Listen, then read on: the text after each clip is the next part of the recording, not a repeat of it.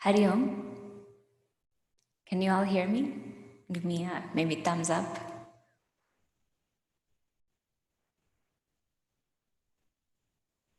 Okay, awesome. I see one. We'll go ahead and start with our opening prayers as usual. Om Sahana Vavatu Sahano Bhunaktu Sahaviryankaravavahai Tejasvinavadhitamastu ma vidvishavahai. Om Shanti Shanti Shanti. Gurur Brahma Gurur Vishnu Gurur Devo Maheshwaraha Gurureva Param Brahma Tasmai Shri Gurave Namaha. Tasmai Shri Gurave Namaha. Hari Om. Hope and pray that everyone is doing well. This is almost probably the 7th or 8th week now of the stay-at-home orders, and it looks like we have a few more weeks definitely to go. So again, hope everyone is staying well at home, staying happy, healthy, and as Swamiji has continuously been mentioning, our prayers to the first responders, including all the doctors, policemen, anyone else on those front lines who's working hard day in and day out to make sure that everyone else, all of us in society who are staying at home, can stay safe. I think to give an example of the extent that some of these first responders are going to, I had read just this week recently that an ER doctor in Texas had started living in the treehouse that he had put for his kids in his backyard so that he wouldn't infect his family. So now he's actually living there, sleeping there when he comes home at night to make sure that if he's infected, his family doesn't get infected as well. And I think such measures taken just go to show the compassion as well as the extreme hard work that all of these people on the front line are going through and putting forth so that all of the rest of us can benefit. So once again, our prayers to them. Today, Swamiji had asked me to speak on Maha Mrityunjaya mantra. And I think this mantra, obviously during these times, we've been chanting it continuously, is very significant, very helpful. For me, this mantra has a close place in my heart because soon after coming from the Vedanta course, coming back here to Dallas, in this community that I had known from before I went as well, it was really good to be back. The first camp that Hariji and I had been asked to teach at, back in December, Hariji was teaching the Shiva Manasa Puja during that camp, and I was also teaching the Maha Mrityunjaya mantra at that time. Little did I know back then that this all would be happening. We had just heard of a few infections happening in Wuhan at the time, and plans for Yatra later this year were being discussed, but little did any of us know that this entire COVID situation would take over and we'd be chanting this mantra on a daily basis. I think that for that reason, this mantra is close to my heart, and it's something that I enjoyed studying then as well as for today. So once again, thank you to Swamiji for the opportunity to learn more about this. One other thing I want to mention that I think just came to mind with this entire situation is that growing up as a kid, many of you may know, I grew up in Northwest Arkansas, a small town. We had a small Balavihar, and probably in 2008 or 2009, a few of us in the Balavihar Center there, a few families, made a road trip to CMDFW. We made a road trip here to Saket, and we got to see how the Balavihar assembly is done on a weekly basis. We got to observe one of the sessions happening and see how Balavihar here in Dallas is done at much of a bigger scale. At that time, I had no idea that later in my life, studying for grad school and serving in this community, I would be coming to Saket every weekend, if not more than that frequency of every weekend. And not only sitting in the audience listening to Swamiji, but later sitting here teaching. And one experience, I guess, one layer that I can add to that is that today, sitting here teaching, I'm not teaching to a hall assembly of parents and students, as is normal, but to an empty hall with a lone listener and many online listeners and viewers. So again, lots of new experiences, lots of learning that is taking place. And I thank Swamiji and Gurudev, the entire parampara, for this opportunity. So with no further ado, we'll go ahead and get started with Maha Mrityunjaya mantra. First, we'll just chant this mantra because in chanting even, there's so many different nuances that need to be given attention to. So perhaps if we could start with a lead and repeat style chanting to get into this, to get our feet wet with this mantra. If you could repeat after me. Om Triambakam Yajamahe Sugandhim Pushtivardhanam Urvarukamiva Bandhanan Mrityormukshiyamamritahat. One more time. Om Triambakam Yajamahe Sugandhim Pushtivardhanam Urvarukamiva Bandhanan Mrityormukshiyamamritahat.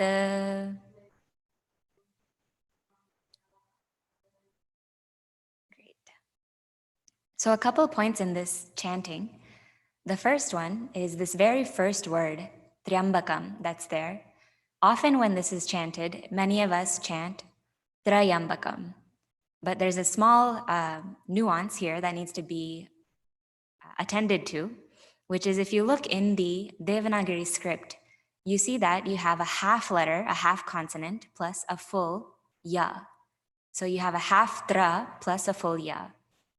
If it was a full tra plus a full ya, we would say Trayambakam, Trayambakam Yajamahe. However, what's given is Triambakam. So rather than saying two syllables of tra, ya, we say one syllable of triya. It's like saying ya, just adding that tra right before it. It sounds a little bit weird at first when we're chanting, and even teaching the Balavihar kids on Sunday how to chant this. It can be a little bit odd at first, learning this word, but that first word literally is Triambakam. So that's one point where often in the chanting, we, without realizing, can go wrong. So chanting consciously and making sure we're saying it as Triambakam. Second, later in the second line of this mantra, we have Urvarukamiva Bandhanat Mrityormukshiyamamritat. So here, there's two ways that it's chanted, and both are correct depending on the style of chanting. First, often what we hear is Urvarukamiva Bandhanat, as in a ta ending there. So the original word there, bandhanat, does end with a ta. Whenever we're chanting, if a pause is given after that word, we continue to end that word with a ta.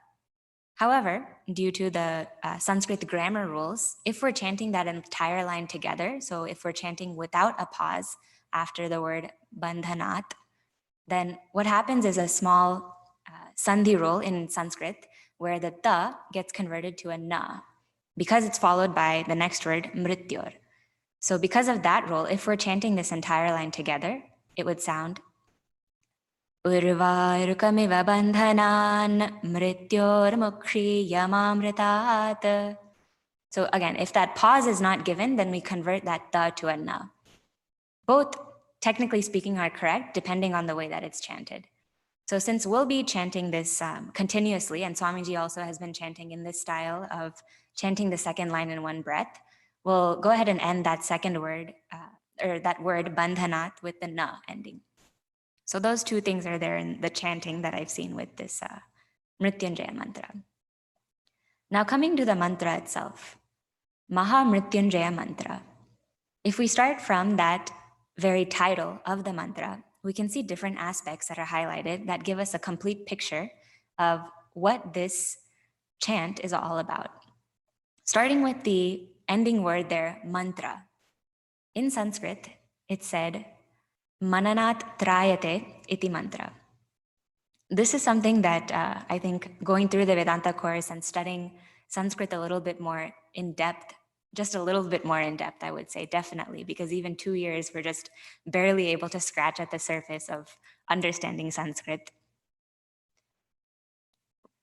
Looking at all of these words and how they are broken up in Sanskrit, we can see that there's a very beautiful etymological system into which each word is explained and each word is even constructed by.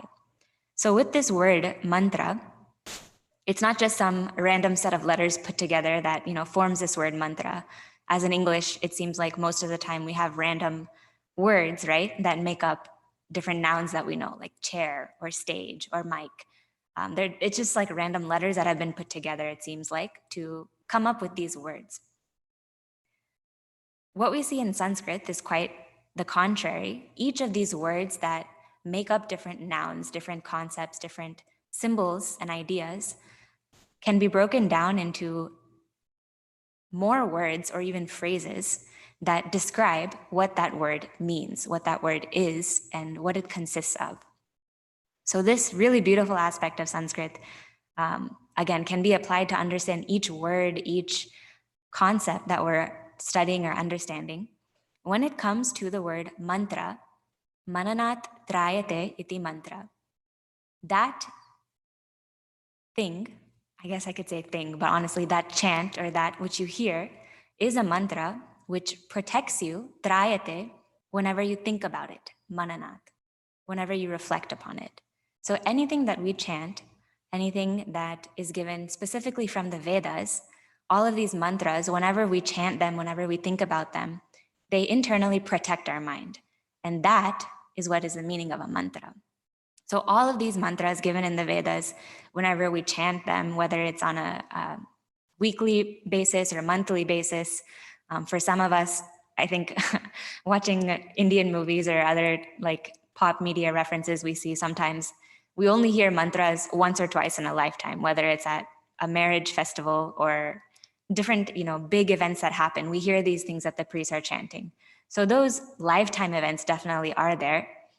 If we can also learn these mantras and different suktas, etc., that are given in the Vedas, bring them into our own life, chant them on a regular basis, whether it's on a monthly basis, weekly, or even daily, just chanting these mantras brings that sense of positivity, that harmony into our environment, because that's the place in which we're chanting the mantra, as well as it almost adds a layer, a coating to our mind, which can then strengthen us to face the given situation that we have to go through in life. That is called a mantra. With Maha Mrityunjaya mantra, we see the main word here, Mrityunjaya, that also can be broken up to give us a deeper meaning or understanding of what this mantra is. So we have two main words here in Mrityunjaya, Mrityu, which means death, and Jaya, which means victory. So this Maha Mrityunjaya mantra is commonly known, popularly known as the mantra which is chanted in times of ill health or disease. Even at the end of a person's life, it's chanted in order to bring that victory over this sense of death, the sense of negativity that seems to be overtaking. So in order to get that victory over whatever ill circumstance we're in, this mantra is chanted. One comic aspect, I would say, with Maha Mrityunjaya mantra is that oftentimes whenever we're first introduced to this mantra, it is known as the death mantra. Anytime you're in a bad situation, anytime you're coming close to, you see your life flashing in front of your eyes, chant this mantra, right? That's how it's taught to us, it's introduced to us. And I think reading Swarupananji's book on the mantra and watching various lectures researching this mantra, what I've seen is that obviously that's not the only reason we chant this mantra. It's useful in so many different parts of our life, and it has so many different benefits if we can chant it.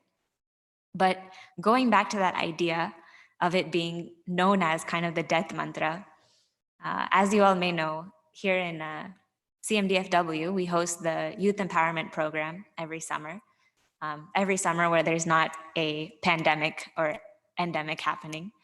And chanting is one of the classes that happens commonly as well during the YEP program. So we have Vedic chanting every day, and then there's also stotram chanting, various other chants that are learned.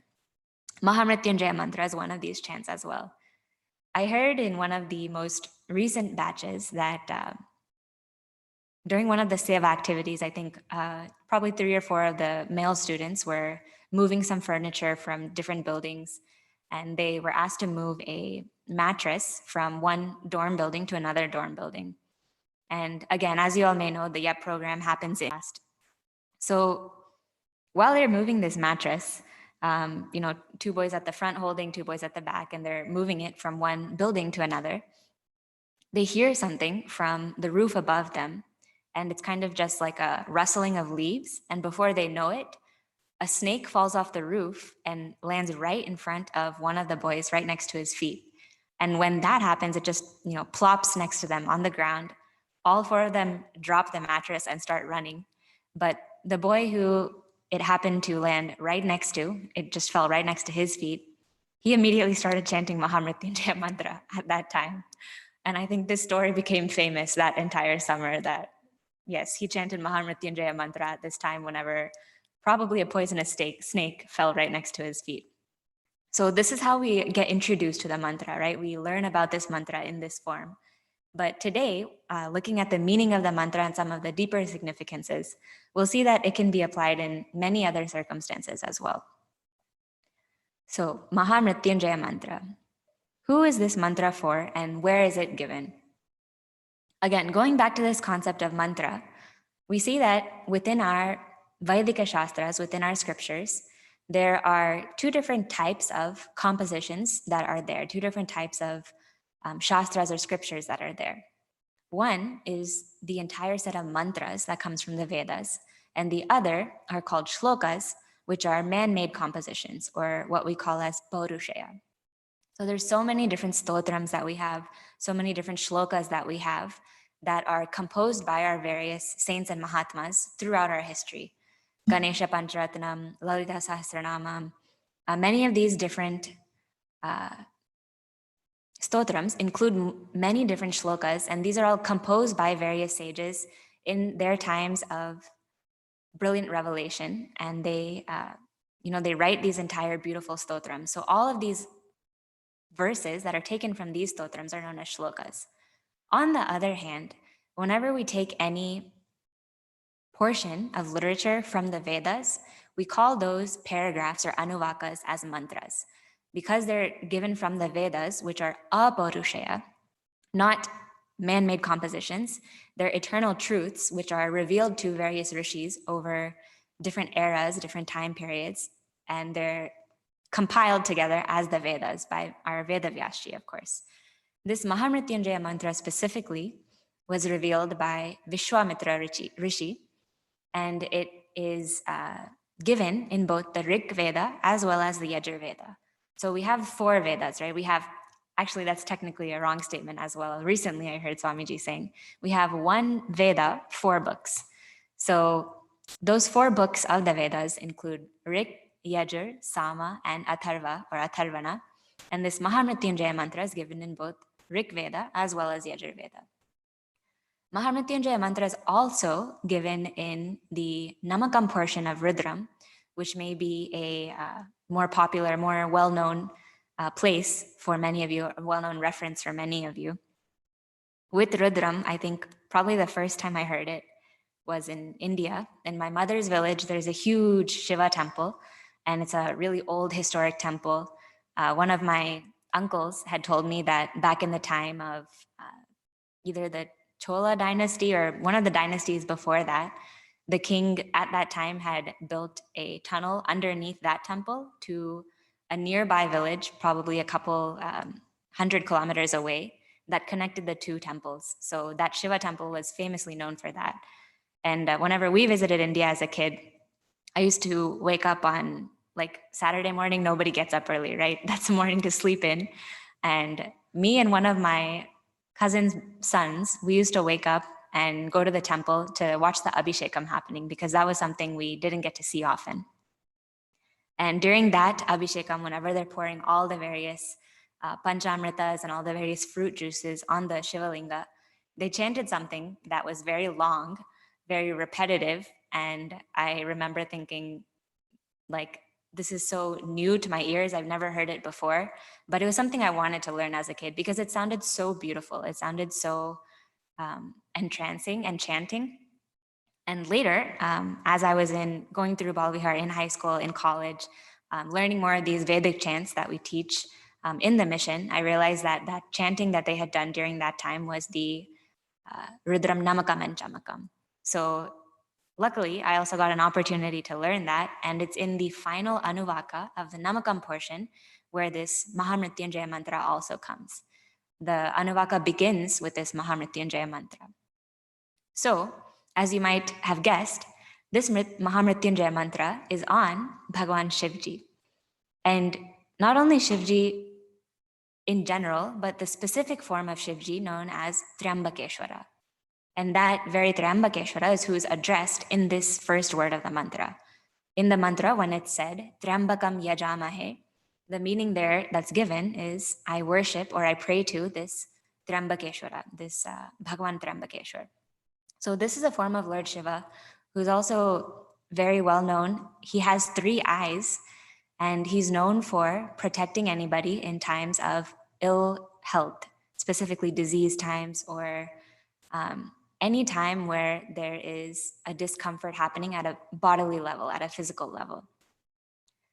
This Triambakeshwara also is known famously for his consort, who is known as Amriteshwari Devi. So as her name also indicates, and you may have guessed, Amriteshwari, she's the Ishwari, the Devi, or Bhagavati of Amritam, immortality, or long life and ability to overcome any type of death, any type of illness that may happen. So this Maha Mrityunjaya mantra is chanted in worship of Maha Mrityunjaya Bhagwan Shivji in the form of Triambakeshwar and his consort in that very form of Amriteshwari Devi. Both of them giving long life, good health, and ability to overcome any sense of discomfort, any sense of disease, any sense of negativity. In the mantra itself, there's also a few words given as descriptions of this Triambakeshwar Deva. So we hear in the very first line itself a few of these descriptive words. Triambakam yajamahe sugandhim pushtivardhanam. These 2 words tell us a little bit about that very Triambakeshwar. He is sugandhim. I think hearing this again at first might seem a little bit weird. Why would you want to say that Triambakeshwar is someone who smells awesome? To be honest, I think even now, whenever we're in a gathering, whether it's a group of chicks or a group of Balvihar kids, if anybody goes up to someone and leans in and sniffs them and says, oh, you smell really good, it's not considered normal, right? It's considered a little bit weird. So to say this about Triambakeshwar Deva, where does this come from? Why would we want to say that he is sugandhim? There's a couple different meanings and significances here that Swami Swarupananji specifically highlights. He says, sugandhim, the person who smells very good. This indicates one of the major iconic symbols that we have in our shastras, that we see in very many stotras, very many different parts of the literature. Even when we're worshiping, in times of puja, in times of long rituals that we do, one of the major aspects of this offering, of this worship, is flowers, pushpam. That which looks beautiful, that which smells beautiful, is offered to that who we're worshiping. In all of these different flowers, we can see there's many different types that are given in various stotrams, in various descriptions that we see. There's so many different flowers that are described, and we have so many different English words to describe a lot of these different flowers. I know, especially after moving to Dallas, meeting some people who are into gardening, there's flowers that I had no idea even existed, names that I had never heard of before in English. Going through like Lalita Sahasranam, Vishnu Sahasranamam, different stotrams that we have, There's so many different flower names that are given in Sanskrit, and I'm sure many of these don't even have an English translation. Sometimes I ask, like fellow brahmacharins or people who I know would know the Sanskrit language a lot better, oh, how would you translate this specific flower name that's given in this part of Lalita Sahasranama? And often the answer is, you know what? I don't know what the English name is. Often there is a direct translation, but sometimes there isn't, because there's so many different flowers that are described, so many different names that are given, and not all of them have a direct correlation in English. Going off of this note of flowers, I think one of the most probably relevant experiences and most widespread experiences that an Indian person growing up in the US could relate to is having to learn names of things in multiple languages. So at home, I think, we hear names of vegetables, names of fruits in our regional language. So I learned the entire set of vegetables growing up in Tamil with my mom when I was helping in the kitchen.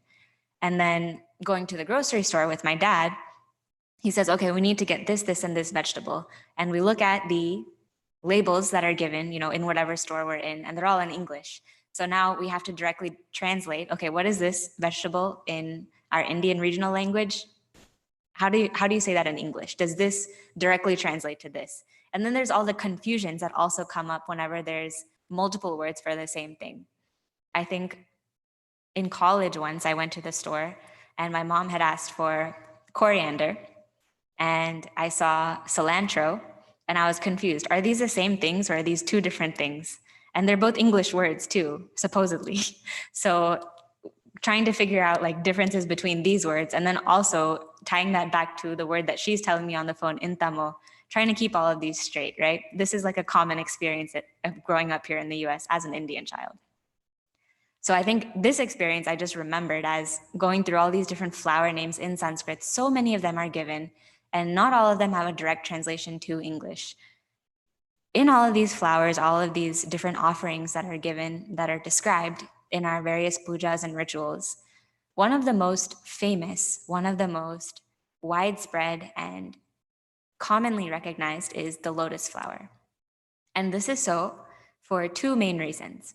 One, it's said that the lotus flower, if you can find one that's not genetically modified or made bigger or made into a brighter color with whatever techniques are used in the industry now, if you can find a natural lotus flower and smell it, you'll see that that scent, that fragrance is like no other that you've ever smelled in the world. It's like no other flower, and it's very sweet, it's very subtle, it is very distinct. So the lotus is known for that top-notch fragrance that it has.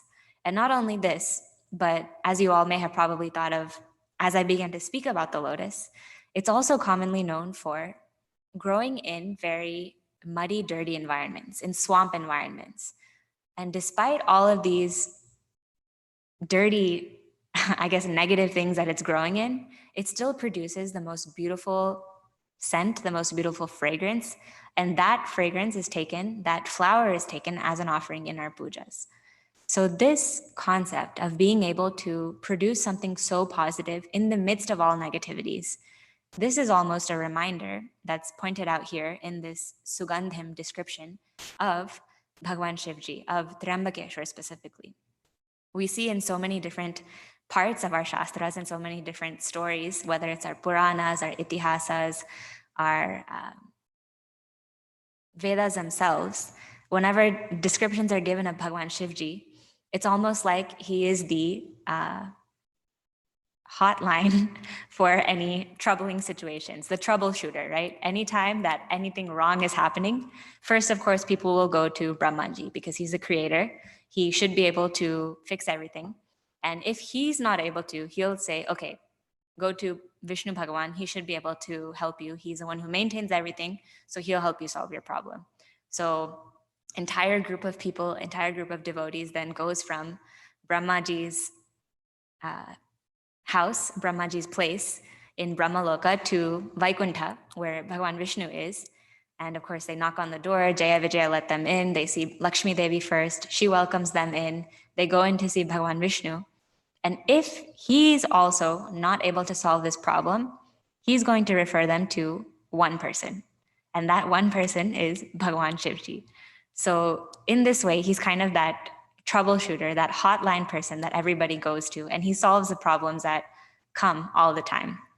I remember here in Dallas when we had Mahasamadhi camp, I think probably 5 years back, Guruji, Puja Guruji was speaking on one of the topics in that hotel that we had the camp at. And he had also given a similar description of Bhagwan Shivji. In his description, he was even more lively in his acting out, I guess, in his explaining of it. And he chose a specific story to point out where Bhagwan Shivji is known as the troubleshooter or the hotline. He said, in this one instance of the churning of the Milky Ocean, whenever nobody could fix anything, the poison, right, had come out, and nobody knows what to do with it. And the fumes coming from this poison that was taken out, the hala, are beginning to destroy the entire world. And people are beginning to choke. The air is becoming very polluted. People don't know what to do. So at that time, they called Bhagwan Shivji. And he, being the compassionate, being the superhero, Bhagwan Shivji that he is, I know we say superhero, Superman as Hanumanji, but Hanumanji again is another form of Shivji who comes to save the day. Being who he is, he just swallows that poison. And Amriteshwari Devi, Parvati ji, Amriteshwari Devi, I guess we could say, in the form of Parvati ji, comes and grabs onto his neck.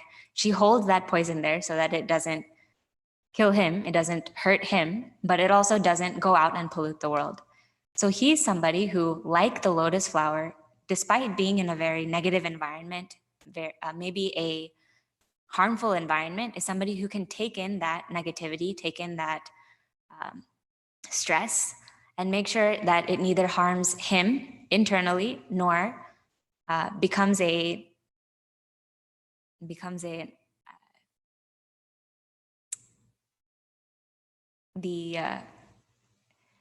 the word I'm looking for is what Ganeshi is, the lord of obstacles. Make sure that it does not become an obstacle also for the world outside. That is Bhagwan Shivji, and that is another description of his sugandhim personality. There's one more thing that Swarupananji highlights here with sugandhim, and this was something that I related to growing up as a kid with test prep. Swarupananji says that this concept of fragrance, this concept of smell, is also very closely tied with our memory. And I think this is something we all can relate to.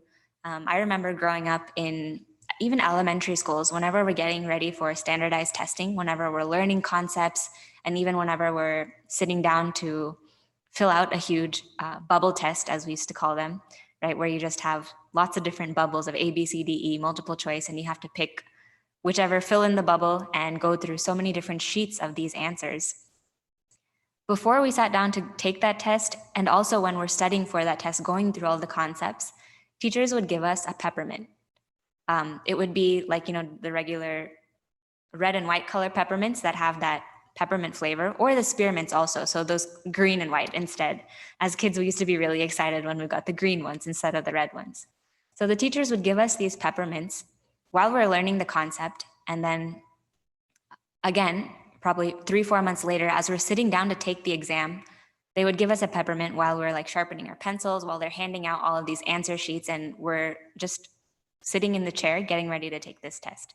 And the reason for that was, even at that time, back in, I guess, early 2000s, studies had shown that there's a strong correlation between smell, taste, and memory. And if we can learn something, if we can observe something, and there's a smell associated with that learning environment, when that smell is also smelled again later in the future, if it's in a test environment, it can bring up all of those memories that were previously tied to that smell. So there's a very close relationship between smell and memory. Here in the mantra, whenever we're saying sugandhim, of course, Bhagwan Shivji is that one who's ever fragrant, ever positive in his environment, no matter what negativity may be around. We're also invoking in ourselves the ability to constantly remember him. We're invoking in ourselves the ability to constantly have him as that background platform on which we're running, so that even when we go forward into our day, we're not continuously chanting this mantra. We have that base, we have that foundation of remembrance, of bringing him into every moment whenever there is a need, which is always, into our daily activities as well. So we're bringing that remembrance aspect back in. One last thing I'll say with this word sugandhim is often in our Hindu rituals and our Hindu pujas, even in our daily worship and prayer, whether it's just, chanting of a few shlokas and offering the diya to our small prayer room and then going around the house offering it to every family member as well. One important aspect of this that we see in most households is lighting of incense also. So I think when I was a kid, one of the ways that I had heard Swamiji describe incense is ancient room freshener, right? It's an ancient form of room freshener that we have today, Glade or whatever other brand or company you buy. It's that component that brings a good smell into your entire environment, and it slowly percolates into every room of the house, right? Even here in Saket, whenever we light just 2 incense sticks in the temple, downstairs, you can have that light, you can pick up on that light smell of the incense all the way upstairs in the temple. So that fragrance percolates all over, and that fragrance also brings about that sense of positivity, that sense of calmness into our mind as we're going into this worship every morning, or even as we're continuing with our activities throughout the day. Here, I'll just mention that with incense and this concept of using incense for worship, there's probably one person in my life that I had met who went overboard with incense. And this was somebody back in India during the Vedanta course, one of our roommates, a brahmacharini. She loved using incense so much to a point where anytime you walked into her room, there would be a thick layer of smoke, like the entire room is coated in this thick layer of smoke. And it's all coming from this incense that she would burn probably 5 or 6 sticks at a time in the morning. And she would refuse to open the window because she wanted that fragrance to be there throughout the day. So that's like one extreme end of using incense. But the same concept is there. We light 1 or 2 sticks in the morning or during our time of prayer to bring about that environment, bring about that ambiance of worship and prayer that we want to invoke in our mind, and also take forward that remembering throughout the day of this Bhagavan that we're praying to. Sugandhim, finally this word that's given in the first line that describes Bhagavan Shivji in a really comprehensive form in this avatara that he has, in this rupa form rather that he has, Pushti Vardhanam. Vardha is a dhatu in Sanskrit, which means to grow or to nourish. So Pushti Vardhanam, push also means the same thing, to nourish or to facilitate growth. Pushti Vardhanam means that one who provides any form of nourishment, any form of growth, any form of comfort needed for the one who is going through a difficult time, the one who's going through disease, discomfort, whatever form of illness that there may be. I think during these times now, this COVID 2020, as it's popularly known and it's been like officially named, during this time where we're all staying at home, where we're all in this lockdown, this concept of Pushti Vardhanam is something that each and every one of us can tap into because we all need it. Not only at the physical level of the body, making sure we have our groceries at home. We can't go outside all the time now as we used to and get groceries anytime. Many of us are ordering online. Many of us are scheduling our grocery runs to specific times of the week when we know there's going to be less crowd. There's going to be, there would just have been a sanitation taken place at the grocery store where they wipe down all of the aisles, they wipe down all of the carts and everything else that you use there. Right? We schedule our shopping even now based on the situation. So making sure that we have all of these physical needs at home, taking a check of our pantry and making sure, okay, this is running low, we need to make sure to get this on the next run. Physically, we're making sure that we ourselves as individuals, and more importantly as families also, have that physical nourishment that we need during this time whenever there's no free access to it. So at this physical level, we're praying to that Triambakeshwar, May we have this nourishment, may we have this specific form of input that needs to go in during this time, and may it be there, available in plenty, may it be available in not a scarcity, which is what we're seeing in many parts of the world, in many communities as well. So we're praying for all of those communities as well with this pushti vardhanam, with this concept of pushti vardhanam. This is one aspect of the physical level, but I think digging a little bit deeper in, one very, very common and very widespread phenomenon that's being seen during these times, now that everybody is stuck at home, is an increase in lack of healthy mental health habits, lack of nourishment, lack of love and compassion that's needed even at a mental level. So there's been a rise in so many different mental health hotlines out there they've constantly been serving the community in the past, but during this time of lockdown, during this time of stay-at-home orders, there's been a rise of calls, a rise of need for these types of hotlines.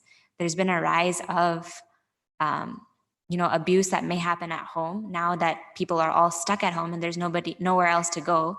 These types of things that maybe happened less often have a higher frequency that's happening now. So this need for mental care, this need for mental nourishment and mental support that's needed, quite honestly, in all times of our life, but even more so now that we're going through these times and seeing what havoc it can wreak. This nourishment, even at the mental level, this balance that we need, this equipoise that we need to to function as individuals, and also to provide for those around us. If we're parents, definitely helping our children go through this time, explaining to them, what exactly it is that's happening out there in the world and why we're having to do what we're doing now. Supporting each other, whether it's as parents to our children or even as siblings, as kids to our own parents as well. In all of these different roles, providing that mental support and nourishment to those around us, those close ones around us and our loved ones, is very important during these times. So while praying to this Trambakeshwar Deva in this Maha Mrityunjaya mantra, while we're saying sugandhim pushti vardhanam, we're asking for that nourishment, that very fertile atmosphere for positivity, both in our physical life as well as in our mental life. Both of these aspects are very important, and both are addressed in this mantra when we're praying to Bhagwan Shivji in this form. So this first line basically describes Bhagwan Shivji in this form and offers ourself in worshiping to him. The second line is a very nice, speaking in terms of literature, it's a very nice simile that's given. And we see many of these given in so many of our different stotras, our different literature in Sanskrit, in our Hindu scriptures. There's so many different really beautiful aspects of nature that are captured and then conveyed in very beautiful forms in the literature. So one such example is given here. What's said in the second line is, Urvarukam iva bandhanat mrityor mukshiya ma amritat. Urvarukam is a fruit, a melon. So many translations give this melon, urvarukam, as cucumber, but we could say it's just a general melon. Urvarukam. Iva is a word that we see very often in Sanskrit. Iva literally means like. So in English, when we're studying literature, when we're studying grammar and the way that compositions are made, whether it is a story, whether it's a poem, whether it's a play, when we give different examples, there can be the use of the word like or as, or not using that word. So for example, a metaphor is when a comparison is made without using like or without using as. We say, she is the seashore. And we might say that she is the seashore in how calm she is, how compassionate she is, and all of these different aspects that we're trying to describe. We say she is the seashore. We're not using the word like or as. And in this way, we're trying to convey this similarity. So that's a metaphor. A simile is when the word like or as is used. And I think this we see more often. So we might see, she is as beautiful as the moon, or her face is like the moon's shine during a full moon night. So when this like is used, it's called a simile. And in Sanskrit, we have so many places where similes are given. We see this in poems, in stotrams, in different forms of hymns, and we also see it even in prose.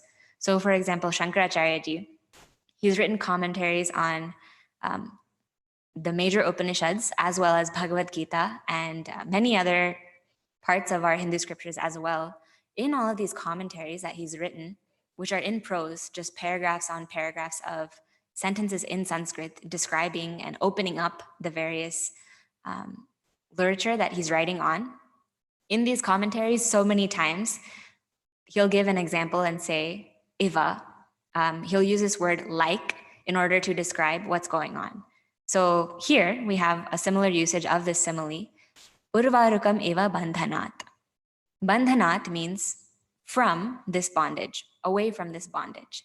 Bandhana is bondage. So when that fourth case is used here, bandhanat, we're saying away from this bondage. So urvarukam eva bandhanat. What we're saying here, what we're praying for here is just as the melon is separated from the creeper that it grows on whenever it's ripe, just like that, urvarukam eva, may I be separated from that bondage which I'm going through. Urvarukam eva bandhanat, mrityoho mukshiya. That second part of the line, mrityoho mukshiya, is where we're asking, may I be freed, may I be liberated, mukshiya, from this sense of death, from this sense of disease or ill health that is happening, that I'm going through. Mrityoho. So again, that entire sentence, just as the melon is separated from the creeper upon which it's growing whenever it's ripe, as easily as that happens, just like that, may I be taken away from this sense of illness, this sense of disease, this sense of discomfort that I'm going through. And finally, ma amritat. This word ma we see in many different Shanti mantras. And I think the first time I heard it, I was really taken aback because in so many, not only of our Indian languages, but even languages across the world, ma, the word ma, means mother. But here, it's used in a very different context, very different meaning. Ma here means not.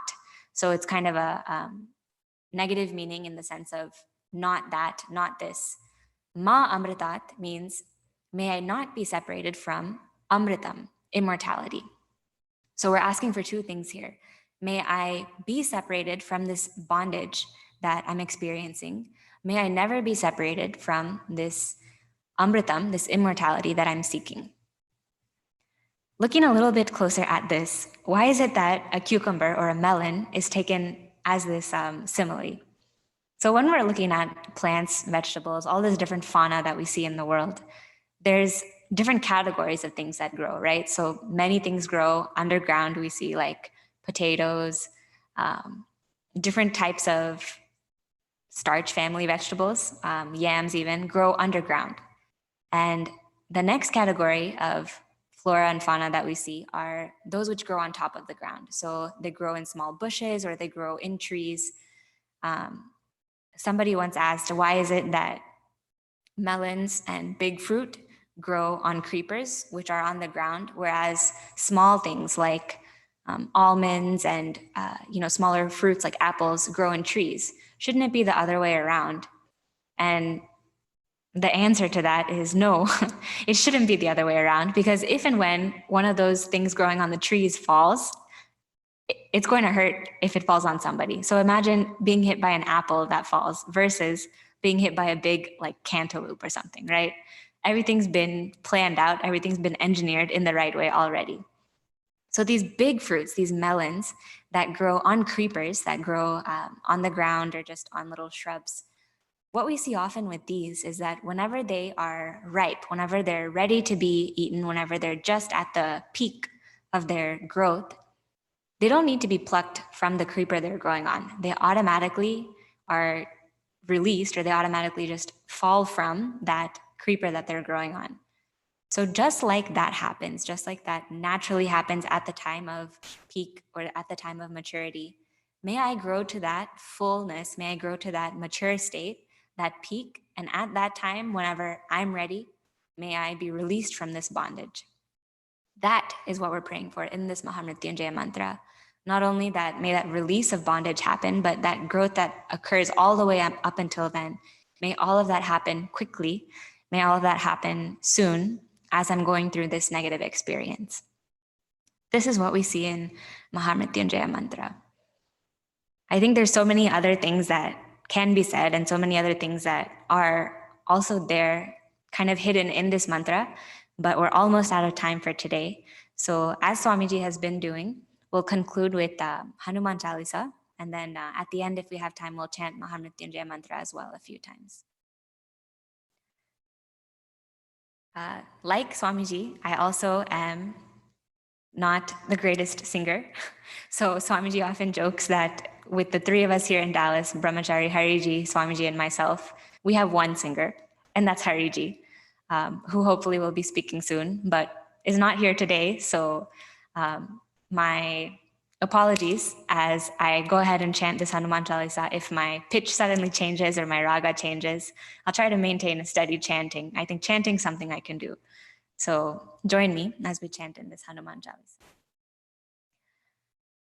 Shri Guru Charana Saro Jaraja Nijamanu Mukhura Sudhari Baranau Raghuvara Vimala Jasu Jodayak Bhalachari Buddhihina Tanu Janike Sumira Pavana Kumara Balabuddhi Vidya Dehu Mohi Harahu Kalesa Vikara जय हनुमान ज्ञान गुण सागर जय कपी सतिहु लोक उजागर रामदूत अतुलित बलदामा अंजनी पुत्र पवन सुत नामा महावीर विक्रम बजरंगी कुमति निवार सुमति के संगी कंचन वरन विराज सुवेसा कानन कुंडल कुंजित केसा हाथ वज्र और ध्वजा बिराजे कांधे मूंज जनेऊ साजे शंकर सुवन केसरी नंदन तेज प्रताप महाजगवंदन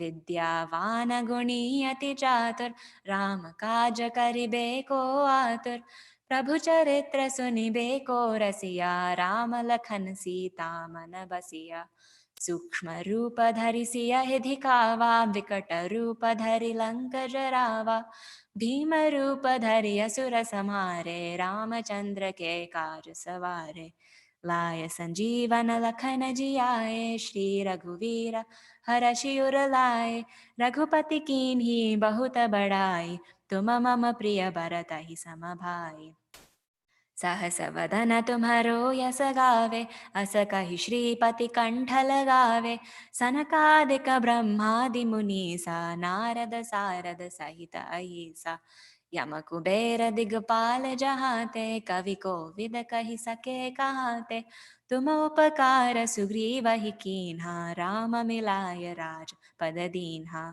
तुम्हारो मंत्र विभीषण माना लंकेश्वर भय सब जग जाना युग सहस्र योजन पर भानु लील्योताहि मधुर फल जानु प्रभु मुद्रिका मेलि मुख माहि जलदि लांघि गए अचरज नाहि दुर्गम काज जगत के जेते सुगम अनुग्रह तुम्हारे तेते राम दुआरे तुम रखवारे होत न आज्ञा बिनु पैसारे सब सुख लहे तुम्हारी चरणा तुम रक्षक कान्हो को डरना आपन तेज सम्हारो आपे तीनों लोक हांकते कापे भूत पिशाच निकट नहीं आवे महावीर जब नाम सुनावे नासे रोग हरे सब पीरा जपत निरंतर हनुमत वीरा संकट ते हनुमान छुड़ावे न मन क्रम वचन ध्यान जो लावे